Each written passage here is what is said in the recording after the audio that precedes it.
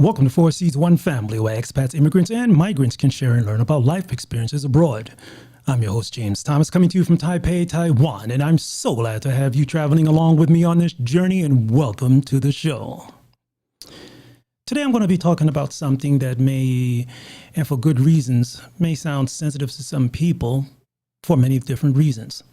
And before I go into this, I want you to know that I am quite aware, even personally, about a certain segment of a word base or negative word connotation, frankly, the word nigger, that is the way it's used in the United States and how it really affects people who look like me all over the world, not just in America.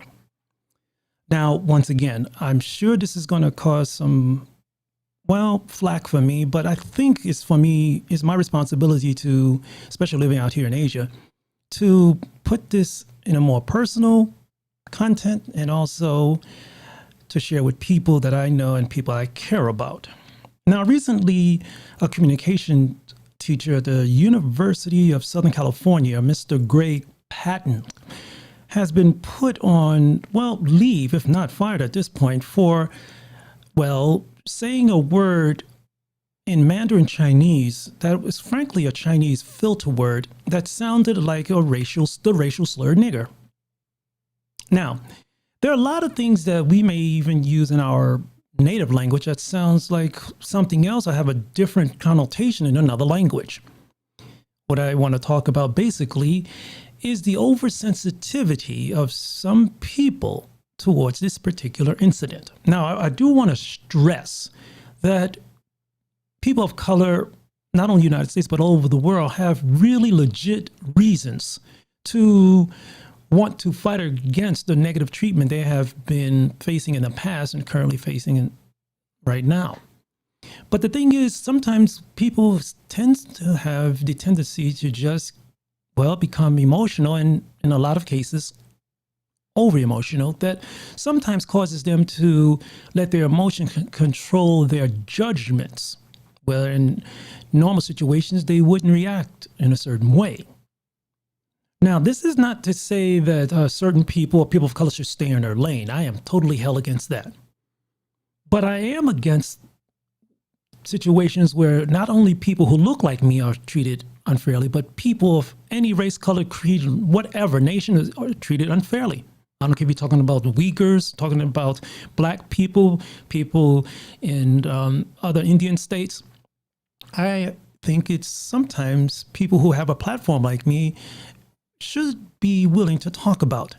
And in some situations, it may cause problems. Now, during Mr. Patterson's Zoom class, he referred to some filter words, and he made it clear that he's going to talk about a word that sounds like the racial slur towards black people.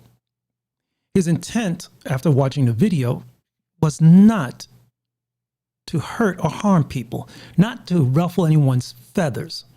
But what I want to talk about is the way I think they were grad students, way certain grad students may have overreacted. Now, really, they do. Black people in America right now are going in certain locations, definitely, are going through a lot of pain.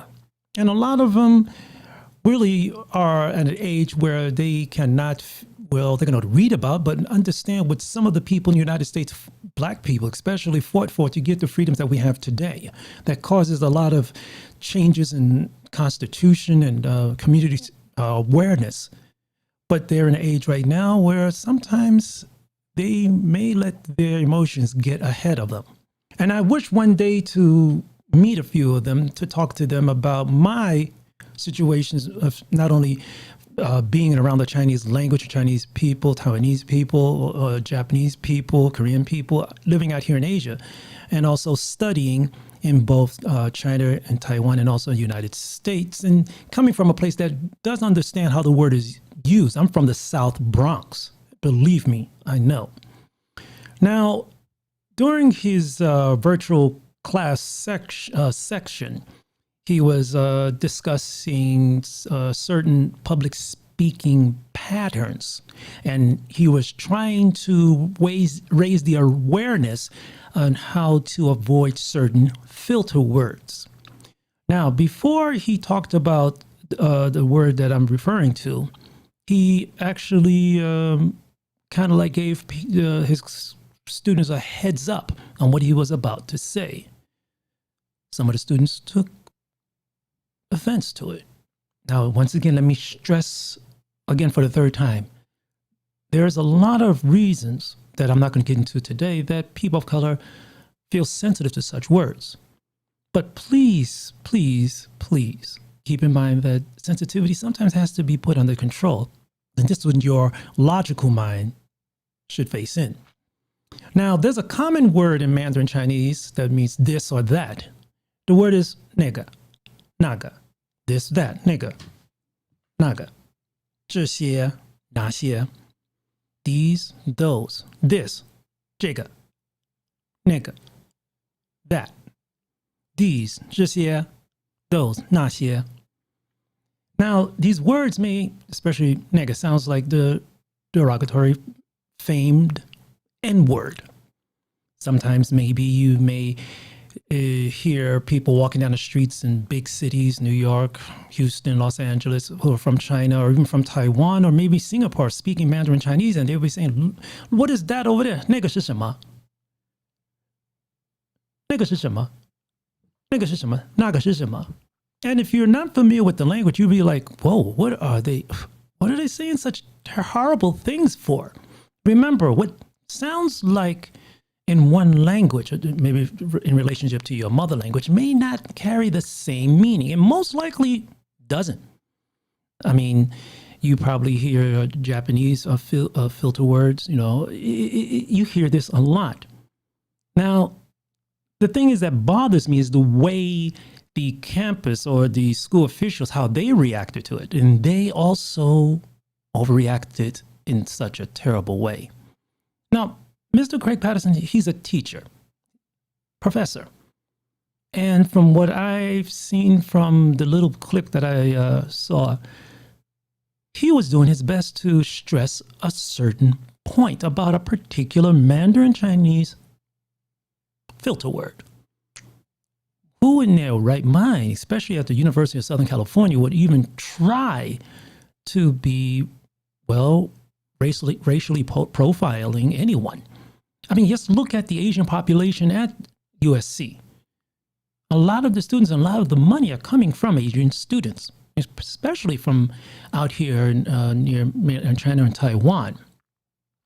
Now, the USC Marshall School of Business confirmed that they were putting him on suspension, and Mr. Patterson would no longer be teaching a class, and they found someone to substitute. Now tell me, do you think this substitute teacher is not worrying about, he may say something that may trip somebody up or cause trouble for him? It's very difficult for a teacher, especially if they're doing their damn best to teach. I mean, teachers right now are going through hell with even trying to get decent payment. And now they have to be careful what they say in class in some cases. A lot of cases. We have students now going to the United States from all over the world, and it's almost impossible to be aware of some of the words we use in class and its connotations of the words we use, the way they sound. And this is just a reality. And if we are not able to see this clearly, this problem will never end. Teaching will not be made in an honest, comfortable way to imprint on students the information they need to know. Students go to school to not be, how would you say, pampered. They go to school to sometimes learn about how to handle conflicts or even how to express themselves clearly. In this situation, I think they're, like I said, grad students should have spoke to the teacher directly and say, hey, teach, that sounds like this other word that I really don't like to hear. Can you help clear this up for us? That's all it is. We should be teaching students of all ages. I don't care if they're age of 12, 10, 25, 45, 95, how to communicate properly within the framework of their education system. Now, what I'm seeing here is USC now actually kneeling, and maybe they feel that they have to do this for financial reasons, or they just don't want to be in the headlines of any newspaper as being a place where students aren't welcome. Now, USC has a pretty good history and has a lot of alumni who have done great things socially, financially, all over the place. Now, they said here, they're now offering supportive measures to any student, faculty, staff member who requests assistance from hearing a bad word. Well, if we need this kind of assistance, that means every time someone walks down the street and hears a bad word, they're going to need some kind of assistance, some kind of psychological assistance. Or when you stop by a grocery store and somebody drops something on the ground and say, "Oh, damn, what you got to take them to get some assistance." Or when you go to your local party or stop at a local bar to relax, you're going to hear a lot of words that will probably may disturb you. Please. School is for learning how to think, how to train people to work together, and sometimes in uncomfortable situations. This is something that students, American students, need to get over. Especially, I'm sorry to say, and I'm not sorry to say, I should say, people who look like me, because we have a lot of growing up to do. We still have a lot of growing up to do. And being pampered is not going to make us any stronger. I remember when I was younger, what did they say? What doesn't kill you today makes you stronger? Sometimes it's just like taking medicine. This is something that has to stand up. Now, personally, I think this is just totally, and I know I'm going to get nailed for this, ridiculous. It is totally ridiculous to take a man like Mr. Patterson, who sounds like in this Zoom virtual class to be quite wanting to express the possible use of and avoidance of how to avoid, these filter words. And to punish him or to close him down for something like this, that means that teachers, no matter what they are teaching, will be easily brought down, reprimanded, or locked up in a closet for something that they did or said that may have been something simple, I should say. If a teacher holds a blackboard marker in a certain way, sometimes your hand motions in another culture can be quite, disturbing. We know in America, this peace sign is wonderful, but if I turn my hand around the other way, it's going to be up yours. Well, we had a president that actually did that at one time by accident. And I guess he just had to get educated about it. Please keep your mind open to these type of things. And this type of, confirming of certain people's overreactions to a certain word, nega, this, nega, naga, 这些, 那些, is just going to start a negative, maybe unstoppable perpetuation of sensitivity, caretaking that is going to go out of control and is not going to help anyone at all. This probably is what has been an impetus to cause some of the people to come out of the darkness for certain negative events going on in the United States, because maybe now they feel they're legitimized by certain people in leadership that now publicly allow them to say things normally they wouldn't have said in the past. And that'll be something to talk about later. And to be honest, there's nothing for this university to further investigate or to further even explain about.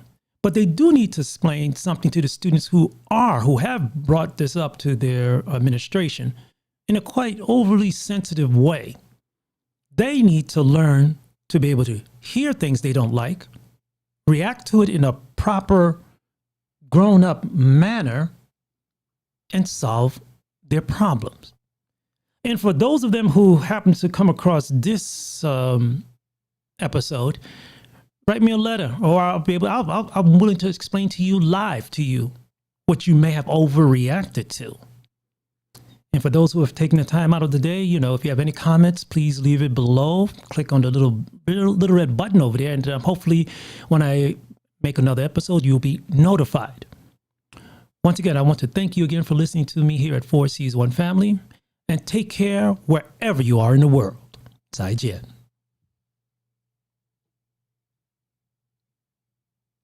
Let me hit this button here.